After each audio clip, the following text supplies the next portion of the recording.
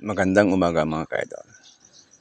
Ayan na yung 22 years old nating 3-layer bougainvillea sa Upolo. Ayan. Lumabas na yung mga bulaklak niya mga ka-idol. Pero hindi pa siya totally bloom. I-update ko na lang kayo pag bloom na siya. Dami niyang bulaklak mga ka-idol. Kapal. Ngayon lang uli nagbulaklak. Magmula nung nagpalit tayo ng lupa.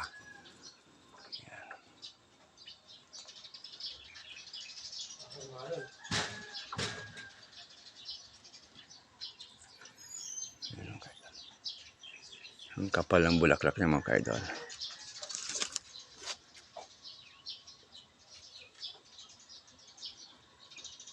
Thanks for watching mga ka-idol. Happy Sunday sa inyong lahat. Bye-bye.